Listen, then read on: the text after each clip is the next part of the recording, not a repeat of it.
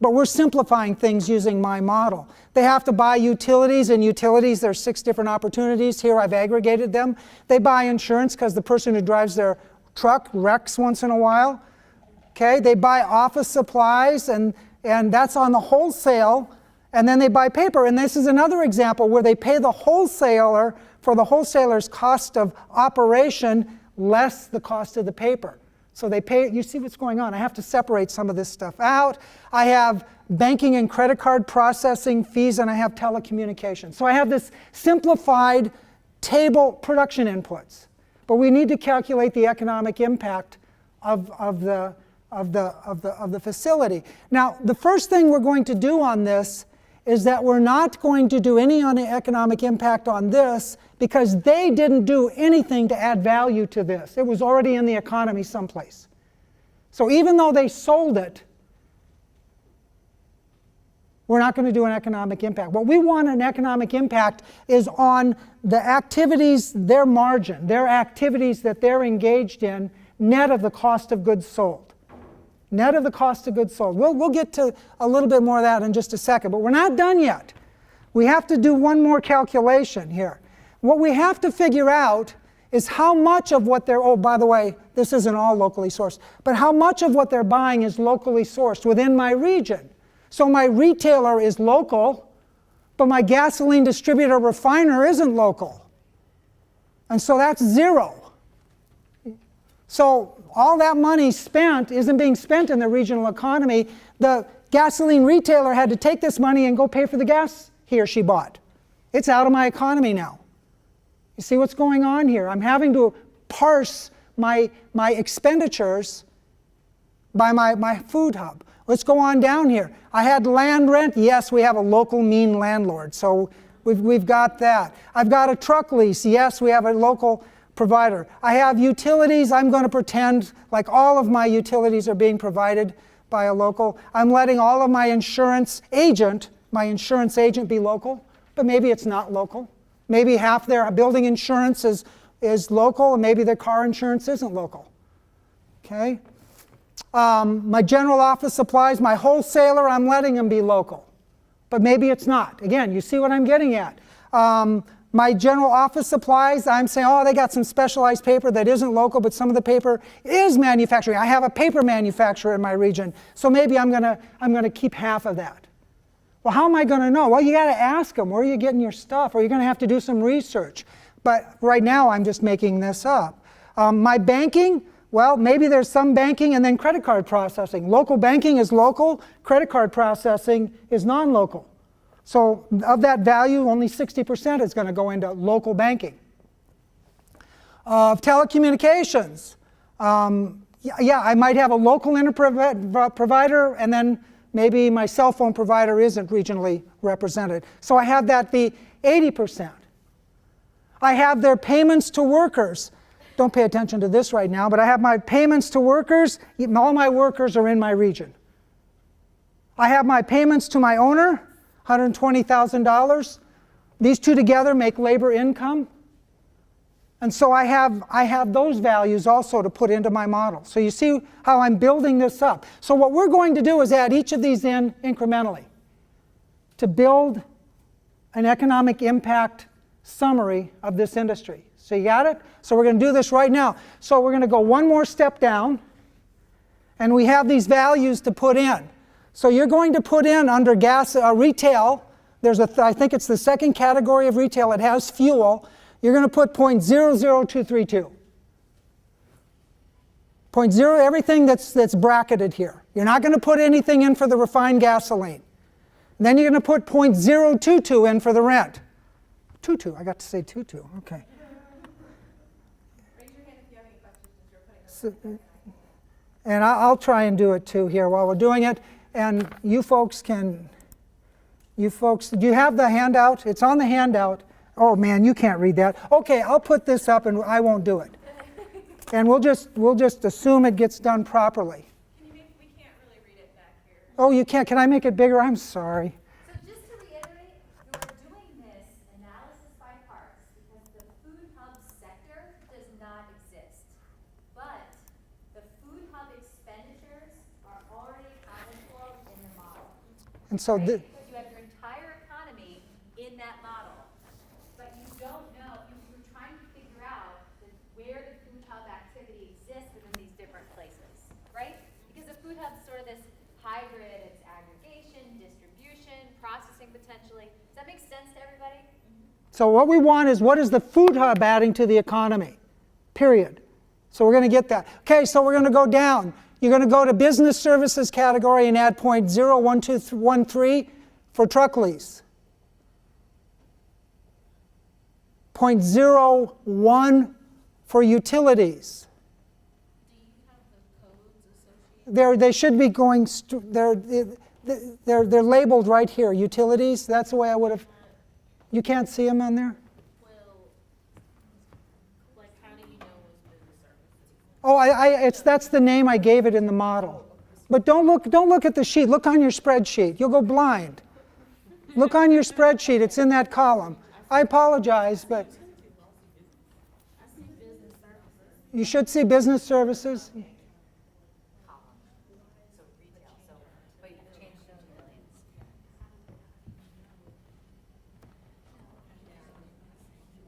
Put 0.009 in insurance, 0.002322 in general office supplies. Let's keep moving on. And when everybody has gotten all of the numbers down through telecommunications, let me know. Hey, Dave. Yeah. Her question was a little different. It was talking about how do we know that business services or auto equipment leasing belongs in I'm sorry. that's a good question. Yeah, this is a good, and in the model here, I have what's called an aggregation template, and I'm gonna go over to it quick here, and I'm just gonna show you. It says here aggregation codes, and so everything that I classified it. This is what the implant category was, and this is what I made it. I'm sorry. You bet. Okay, we're going to get all of these numbers in. When you've done everything except the labor income, let me know, and then we'll move on. Is everybody getting it all in?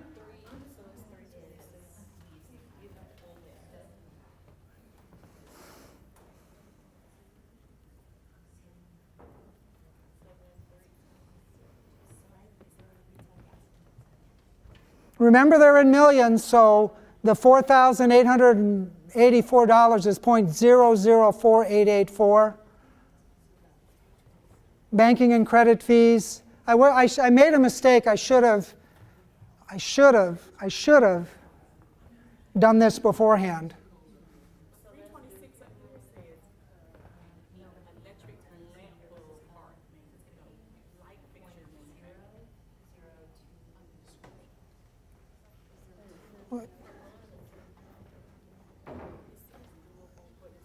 I've already told you where they're supposed to go inside the collapse model.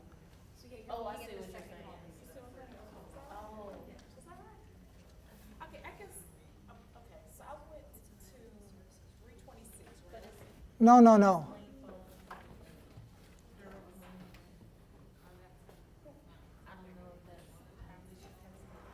Does gasoline fall under durable? No, gasoline is in retail. There was no category that said just retail. I think it's Yeah, it was retail. It was the second retail category is what it was. It had fuel in it. I'm sorry for that one. It had fuel.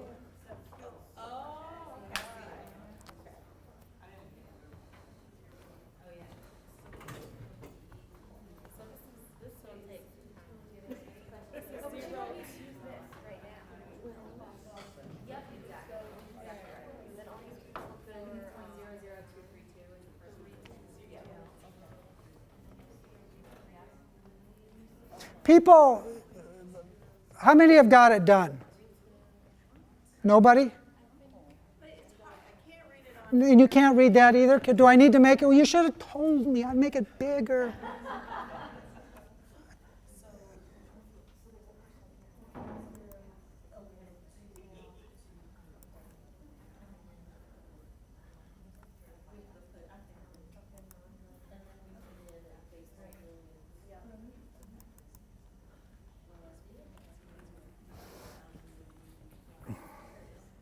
we're going to go all the way down through. These are the categories, and these are the amounts. And when you get as much as done as you can, we'll move on.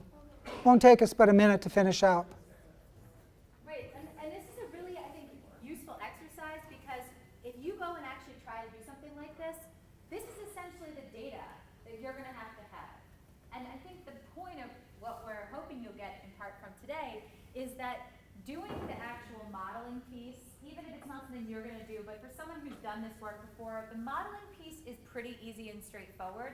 The real challenge in this space is getting the right data to do this kind of exercise. And so I think that's the point here, is just to see that it's not even just the expense data that you have to understand, it's the percent of expenditure that's local. So the data exercise here is really what takes the time, what requires the relationships, resources, that kind of stuff. Is there anything below telecom? There is in a second, and we'll get to that. I'll roll it down. I'll roll it down. And what I want you to do is I want you to put the payments to the workers, I want you to put the payments to the workers of 0.18 down at the bottom of the model to the medium income households. And I want you to put the 0.12, the payments to the proprietors, believe it or not, into the upper income households.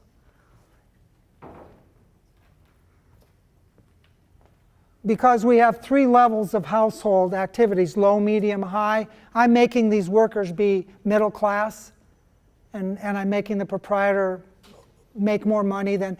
I classify upper household as 75,000 or more. So that's how I'm classifying it here in the model.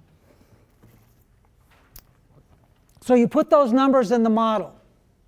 You put those numbers in the model. And then pretty soon we can go to the results page, but I don't want to go to the results page yet until folks are ready for me to. I know, she's not ready. You just keep putting them in there. We can go to the results page, and we have one more step.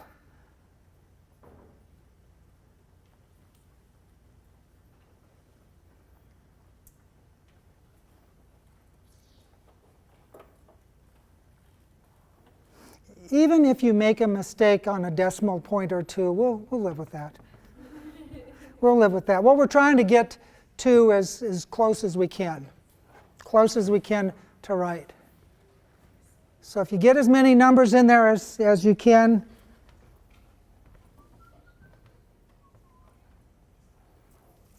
and then we'll move to the next page.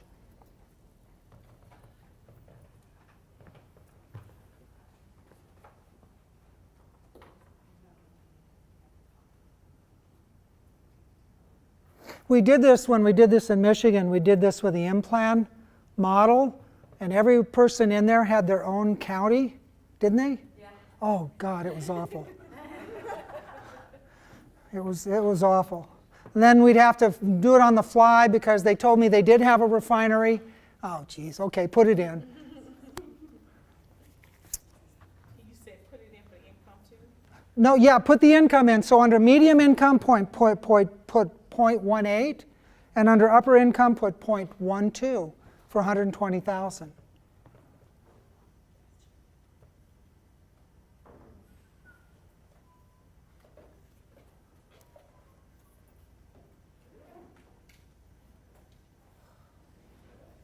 Okay, we're gonna move forward. We're gonna move forward. I'm gonna give it 30 more seconds, because I want to finish up the description.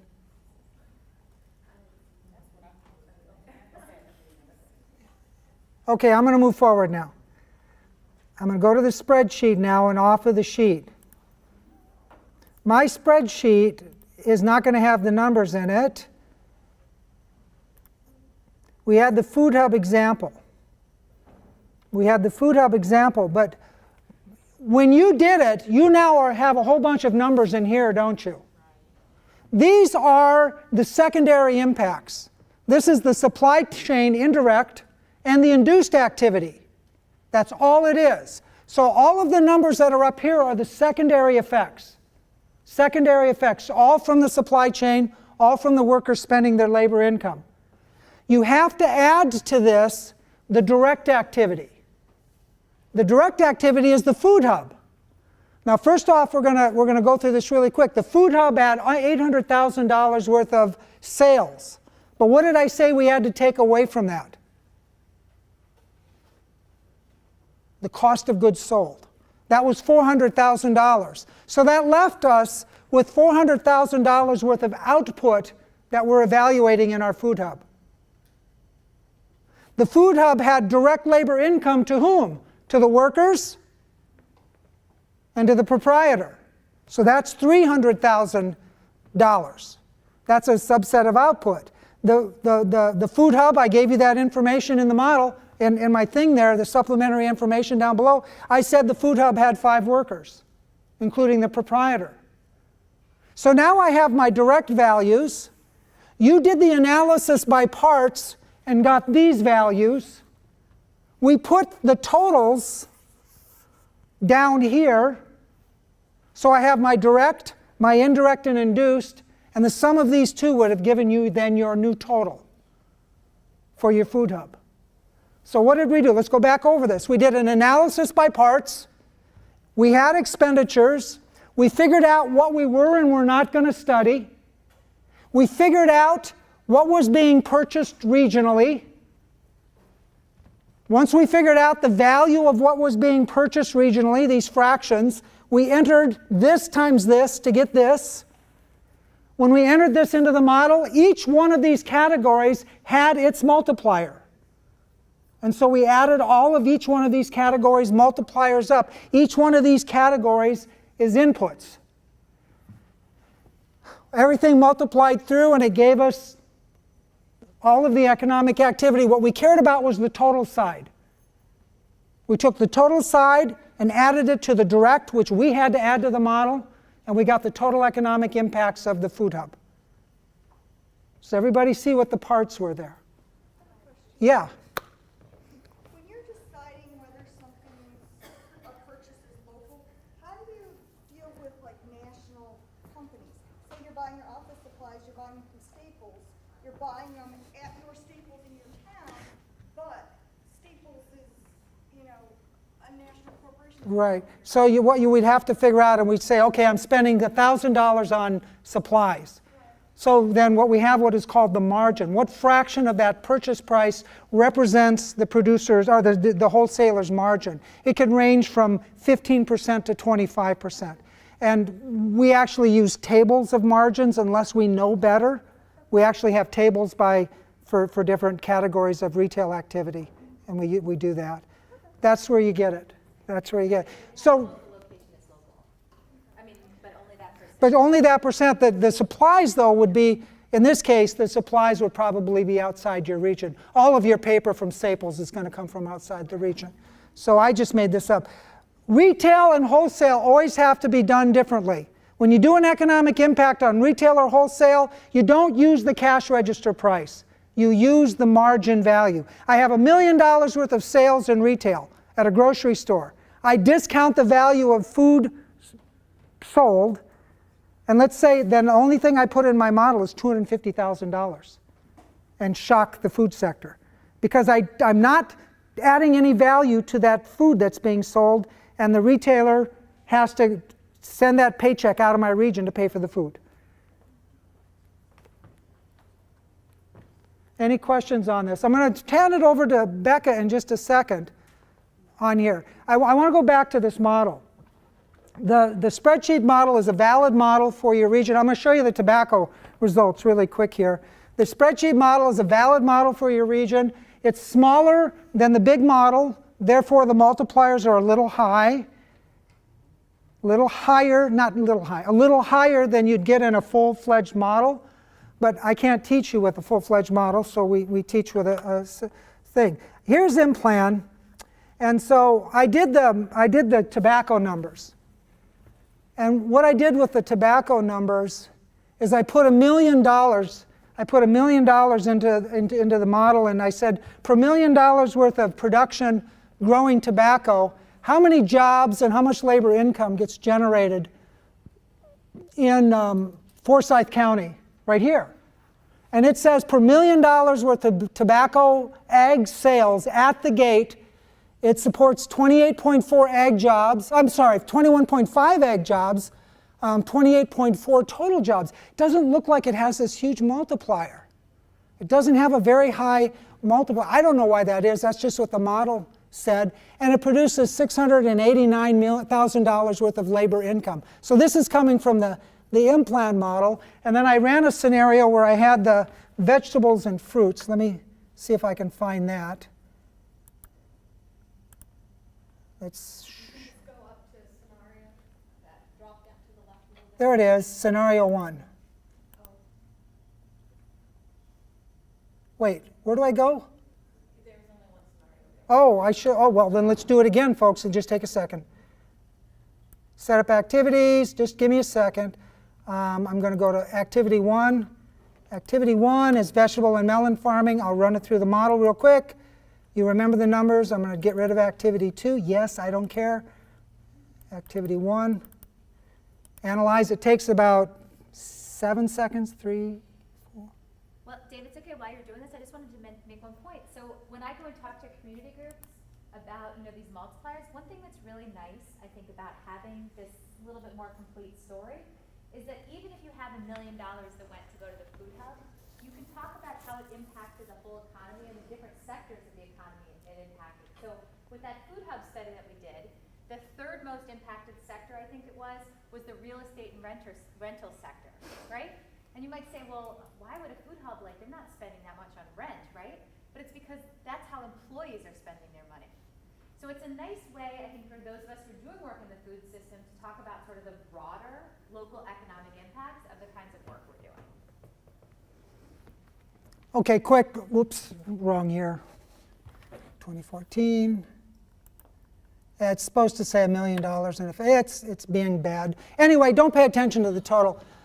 The fruits and vegetables produced fewer jobs, but about the same labor income. So tobacco had more jobs per $1 million worth of output, but that's not standardized on an acreage basis. That's just per $1 million worth of sales, but about the same labor income as there's a little bit more labor income. So it's a little bit lower. That's it. I was just showing you the distinction. We've got a half hour left, and you wanted to, I'm turning it over to her, but in case I have any questions.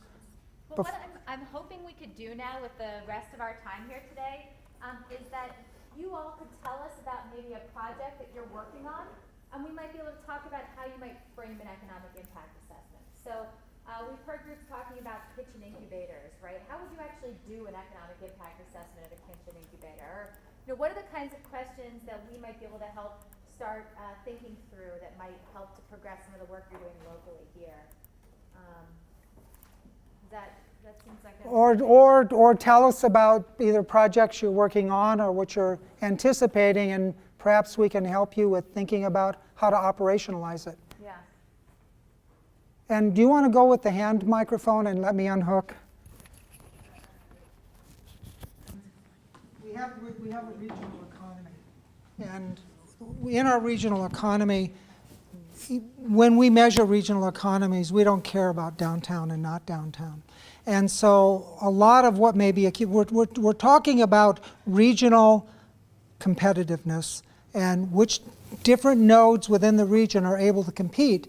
And if you are able to attract, again, regional demand into downtown, you're attracting that demand and spending, you have to remember, at the expense of all other ways in which they could have spent their money. Now, you also have people on the edges of the metropolitan area fighting like hell to get your money. I mean, everybody's fighting on the fringe as well as in the center. So it ends up being, in the largest of areas, a zero-sum game, and we have to characterize it that way. Who are the winners and who are the losers? If people are coming in, are they therefore not going or purchasing outside of our region? Do we create an opportunity for people to staycation? Do we create opportunities for people to spend more time within the regional economy versus looking for greener grass over the next mountain? But we can't do a very good job on calculating small area economic impacts, but we can do a good job if you have a baseline analysis of calculating shifting behaviors.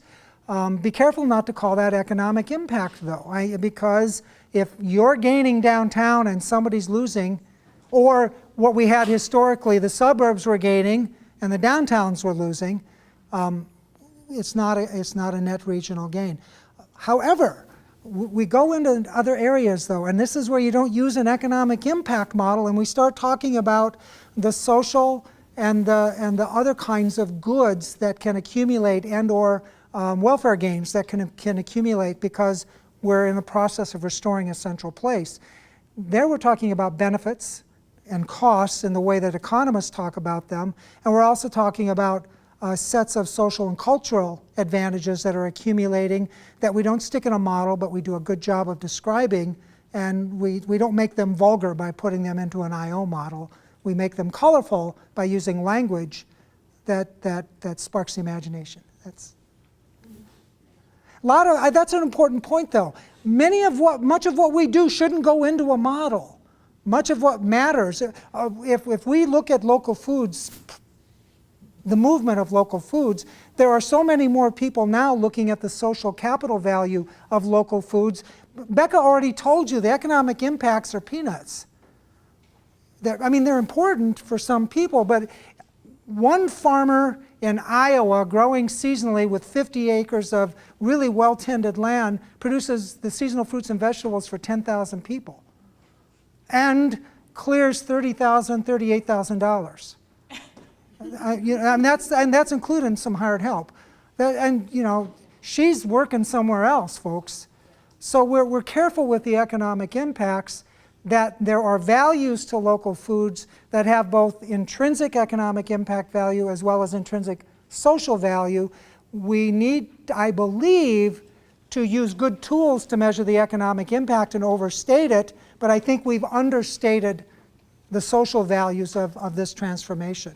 And so when do you not use a tool? Most of the time. When do you need to use a tool? You're looking to demonstrate that we use this money properly. We were able to develop, capitalize, implement, fill in all the action verbs, and as a consequence, we have 4.5 new jobs, 55, at an average pay of $55,000, and X amount more productivity in the region. Nobody's going to say that that's transforming the region. But the culture of that's created as a consequence of that has an indirect and intangible impact in the region that is not measurable with the model, but is measurable with other words. Well, yeah, and I completely agree with what Dave is saying. I also just want to add one more thing while we're on our soapbox a little bit here, that this idea that if you have off-farm income, that you're somehow not a real farmer or you're a failure of a farmer, I think we need to just throw that out the window, right? And so actually in marketing, there's a term called portfolio entrepreneurship. This is my collaborator, Steve Vogel, uses this a lot. And I think this makes a lot of sense, right? Especially in rural places, as we've been losing jobs, or I should say rural places that are not urban adjacent or amenity rich, right? Where we don't have some kind of natural resource we can extract, or where we don't have Vail and Aspen in our case. Those rural places are struggling. We have urban places that are struggling, losing jobs. So if farming can be part of a household livelihood strategy, there is nothing wrong with that. And I think, it's in some places it's gotten sort of, like there's something wrong if you're not earning your full income that way. And this may be one way to keep households going. So. Yeah, in Iowa, I have 80. We have slightly more than 80,000 farmers. 25% of them produce 75% of the sales, or 75% of the farmers produce 25% of the sales. So most of our farmers, 70% in the southern 2/3 of the state, their primary employment is off farm. And so, but farming, you ask them what they do and they'll tell you they're farmers, even though 2/3 of their household income is coming from non-farm sources. And it's simply part of the, but this is the way they've been for 100 years. It's not something new. This is the way they've always been. They've always been mixed entrepreneurial. They're also, as likely to have another proprietorship on the side. They're both farming and something else, and he or she maybe is teaching, and they put together a package of household income and within which some type of farming is an opportunity. Any other questions or comments? I had a question about maybe an application for the food hub example that you shared. We are interested in my community in working with existing retail establishments to shift some portion of their sales to local foods. Is there some portion of the model that we've used today that we can use to help assure them that they're not throwing the baby out with the bathwater by offsetting, traditional things that they might sell with sales for local foods? So a few parts to that question. Well, number one, as we said, this is not a feasibility study. So the first thing I would want to know in this kind of project is whether or not there's supply available, and not just if the supply exists, but can you make the relationships work, and does the pricing work, and all of those kinds of complicated pieces. Assuming you've done that and there is supply there, what you'd want to know in this model to actually understand the economic impact, you can actually go into this retail sector and you can do some modifications behind the scene where you basically change something that's called the regional purchase coefficient. So you're changing the amount of fruits and vegetables that are produced locally. Again, there's going to be no sort of supply constraint. So it's going to assume that those are there. But if that's the assumption you're making, you can then make that and you can make that change and then say that because of this shift in local purchases, now this retailer is going to sell $100,000 worth of additional product. You can actually go and model what that is. So absolutely, you can make the case from a regional economic impact to do that kind of thing. From the retailer's perspective, though, that's not going to tell them the additional revenue that they're going to generate. You're making an assumption that they are going to generate additional revenue. I think what a retailer would want to know in that situation is, what is the price premium that consumers are willing to pay for this product? So are we going to attract more people? Is there growing consumer demand for local food at restaurants? Those kinds of pieces, which this won't do for you, but that there's growing evidence to support. Yeah, and then in your instance too, back to the very first exercise, if it meant that you could prove that we would have more local production at the farm level, I tend to focus on the farmers and she focuses on the distributors. And so I want to know, is there more farm production? And if there is more farm production, that can be put in the model. Now that doesn't do anything to the grocer, but that does something for the impact conclusion. Yes? So I'm an agriculture agent in a rural county, but we're a bedroom communities, urban counties, Raleigh, Chapel Hill. So we've got a lot of great local food production and innovative stuff happening. Lots of growth and small farms, not lots, but growth. And but very little economic data. And on the impact of local food economy. I enjoyed all of y'all's presentations. I learned a lot, but I guess I'm struggling to feel. It seems like a lot of it was geared more towards, specialists or researchers or project managers. So I'd love to hear from y'all. If I don't have a big grant to pay for all this analysis, primary data gathering and analysis, what are some simple things we can do at the county level that would have a big bang? Because it's not only the money, it's our time, our workloads. But I want to be able to help uncover and reveal some of the economic impacts of the local food system. I can't see doing all this. I can't see that happening at the county level for now. We also have a very interested local food council. So we've got people interested, and I'm working on the county level. So do you understand my question? Yeah, I do. Yeah. Go ahead. You want me to I start? want to be able to do all that. I don't see that happening now, so what can I do? No, absolutely. So I think there's a few things. I mean, one, we want you to understand, we hope that you took out of today how economic impact occurs, right? If you understand how economic impact occurs, how these changes in the system, that's really the goal for today. So I think a few things. One is we had a little conversation about this at dinner last night. I have seen, I think Michigan State is doing the best job with this, but how do we move towards shared measures in our extension systems so that we're collecting the same kinds of things when we're evaluating programs, right? So not to create additional burden for you, because I know you're already overburdened with what your reporting requirements are, but to the extent that you're already doing these kinds of evaluations when you do programs, let's think about the measures that we can use so that you might have somebody at your university, right? And you have some people from the Ag Econ department who are here today. You have Catherine Boyes, who's a great resource. So that someone like that can then take the data and actually do some analysis for you, right? At the university level. So I think one is thinking about the measures that you're collecting when you're doing your program evaluation. So that's one thought. Two is thinking about how the programs that you decide to invest in, or the businesses that you decide to support, how they might generate economic impact. So I think, especially around local and regional food, we think, well, it's a local food system, and if people buy more locally, it's going to have local economic impact. That's not necessarily true. And so I think we want to think a little bit more deeply. I think we're at this point with this local food system work where we're not just trying to invest more money haphazardly. We want to think about what's going to actually make a business sustainable. What kind of businesses are actually going to incentivize producers to scale up? Or what's going to add value to what producers are doing, right? And it may not be another farmer's market, right? There may be, but it depends on what your community goals are. So I think it's about integrating some of these economic pieces to try to reflect a little bit more on it when you decide or you advise your county or your ag council on maybe where the investments are that they should be making.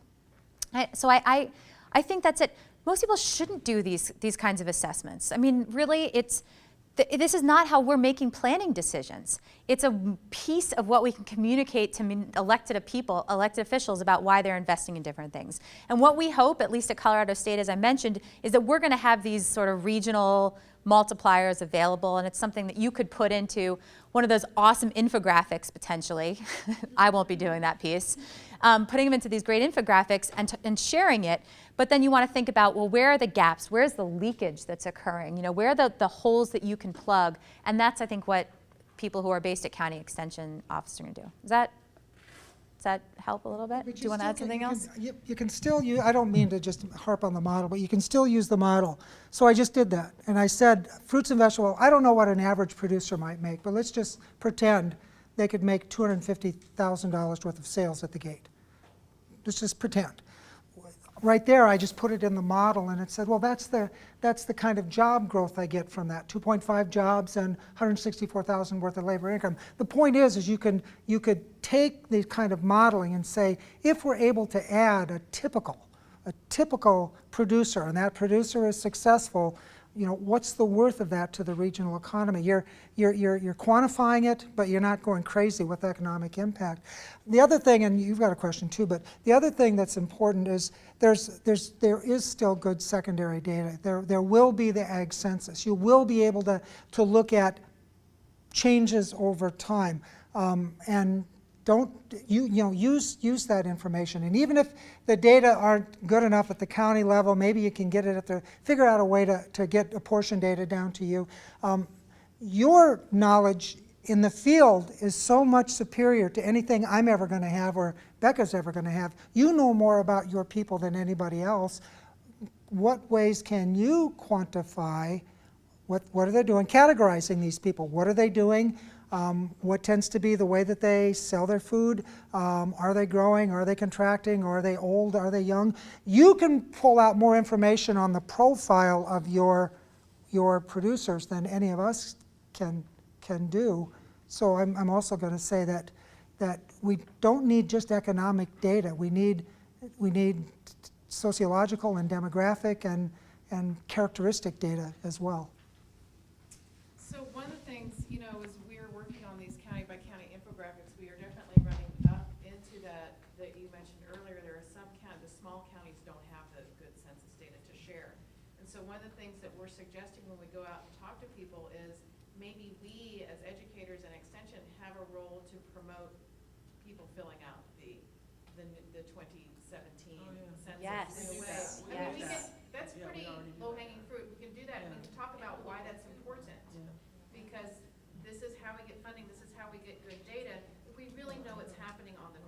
Right. So that's kind of a campaign I'd like for us all to be Or thinking about. right When now you're with the local food census, Yes, it's yeah. literally in the field right now, and this is, I cannot, okay, I'm not gonna talk in the microphone. I cannot believe that the USDA did this in the height of like the growing season, okay? Yeah.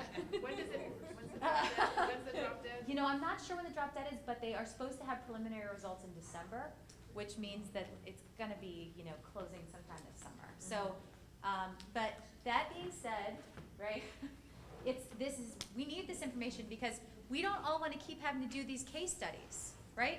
You're gonna add color to the, you know, and the narrative to the piece, that you wanna be able to start with the secondary data. Absolutely. Becca, we have a question. Oh, yeah. Oh, I just had a comment. I think I have an example of where this would apply. I work with a co-packer.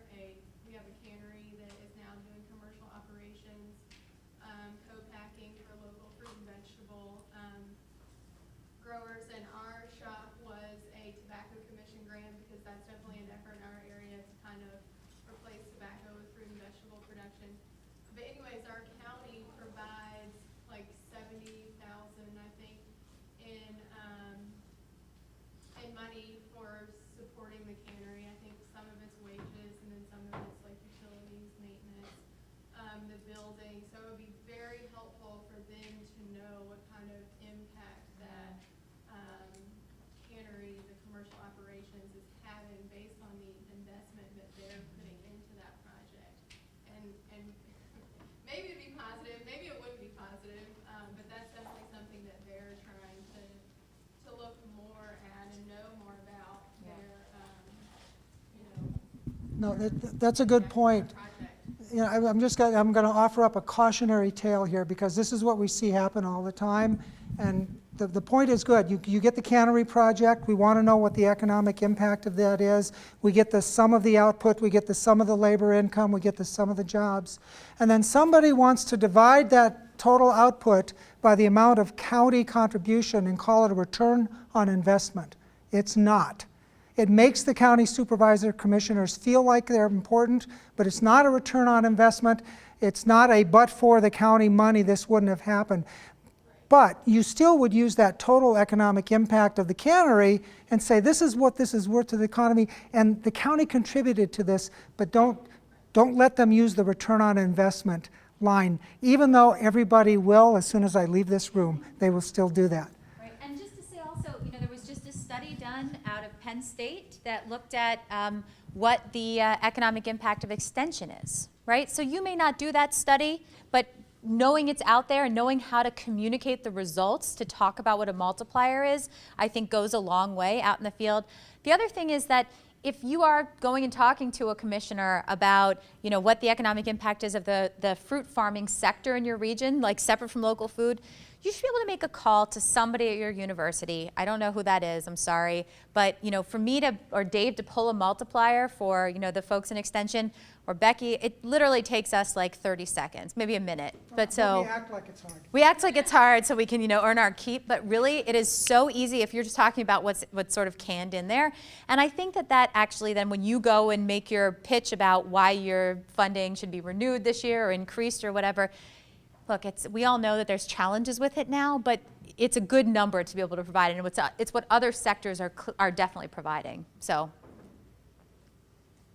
I just wanted to point out yeah. one more resource that's out there. We've thrown out a lot of terms: economic impact, economic contribution, economic benefits, all of these terms. And I think when you walk away from here, oh crap, what was impact, what was contribution? There's a really good, really accessible article out there by Philip Watson and Don Thilmany that walks you through what is economic impact, how is it different from economic contribution, and how is that different from economic benefit. And I wish I remembered the title, but Philip Watson and Don Thilmany. It's in the Journal of Renewable JRAP, right? I don't know. Anyway, and we also have a glossary of terms on our website, the Local Food Economics. So there's a nice glossary on there as well. And the toolkit has a glossary. Yeah. Yeah. I thought it was interesting what you said a minute ago, you know, about sometimes I think maybe I should be designing my workshops around this economic impact, because that's what the university always wants us to show. So, and I work with farmers, so for some workshops, it's easy, like say, I've done workshops on introducing a specialty crop like ginger. That's easy, you know, hardly anybody was growing ginger. After the workshop, you can follow up and see how many thousands of pounds, at what cost. That's a really easy one. Yep. And they love that. And it makes us look good, makes Extension look good. Yeah. But then other workshops, you know, it's just so much harder to get that economic impact of an educational program. Yep. But I feel silly, and I think, well, maybe I should try to think of other workshops that can show that, but that just seems wrong, you know? Just to come up with that economic number that the university wants. Well, as, I don't know. I mean, you've heard today that some things are just harder, right? It's harder to quantify those, like the building networks and social capital and stuff. But it's about changes in behavior, right? Because of that educational workshop, how did behavior change? Did people make different purchases? Did they become more efficient in their business? I mean, what is it you're trying to teach them? I don't think we need, I mean, I know universities want us to quantify everything we do, but it's just not always possible. And I just want to say for your ginger thing, but this is one of the key pieces. If you're telling what the sales now are of the ginger industry in your region, you are selling yourself short, right? Because you're not talking about those indirect and induced impacts. So this is the whole thing, is that but that's exactly right, because this is, we want to make sure that we're putting ourselves at least on the same plane as you know, manufacturing and all those kinds of things. So this is exactly the point. Ginger is in other crops. Okay. You can use Dave's model now. Okay, I think we're pretty much, oh, I'm sorry. Yeah, last question. I just wonder about looking at it from the other direction. So like I live in the same county that Debbie works in, and we have two fantastic farm supply stores. So what if we ask them, you know, what are your sales? That's easier. I have experience with this, and all businesses tell me one of two things: none of your business, or they lie to me. So Sound like that. oh, maybe it's that way down south, but where I'm from, they won't tell us. Right, They say, bless your heart. Why would you ask a question like that? That's only going to tell you part of the story too, Yeah. because you know you want to know, because of some program, you know, did those purchases grow in a certain way? And again, you're not going to get necessarily the profitability piece, and all these pieces can come together to tell a story. But well, I'm just- anyway, I'm- yeah, we. I'm careful with Okay, that. yeah. This is a quick question Yeah. on implant. How often do they update the data? It's updated annually, but you don't need to buy it every year. They can, you know, they've got inflators, but I would argue that what the years when you want to get it, especially if you work in agriculture, are the years after the census. So, but it's expensive, so don't buy it every year. Yeah, a statewide model with all your counties right now costs $6,000. Just data for one county costs $750. So they try to get you to buy the big model. So it's really pricey. You got to have a reason to buy it. And check too, because a lot of the universities, like Carolina's Keenan Institute, has the data for the whole state already through Implant. So you can call their NC growth program and say, hey, can you do this for my county? Don't try to buy it on your own if you. Sure. Yeah, absolutely. Please. So who would they ask at the school government about that? They would go to the Keenan Institute, which is at UNC. They have a partnership with the school of government called NC Growth. They have economic development funding to do that sort of analysis. Great. Oh, Just one quick question. So you said earlier, the survey to get the numbers with which we might modify implant through those two examples, we can contact you. contact me. I've got cards if anyone wants them, and well, we'd have a quick conversation, because I can tell you the things I do differently now or would do differently. So what I think is actually key and not, because you've got to keep that survey short if you really want to get a good response The rate. tables you shared are at least good for a year. If we want updates, we can contact the school government. But we don't ever have to do that matrix again? Yeah. You didn't have to do it this time. What do you? But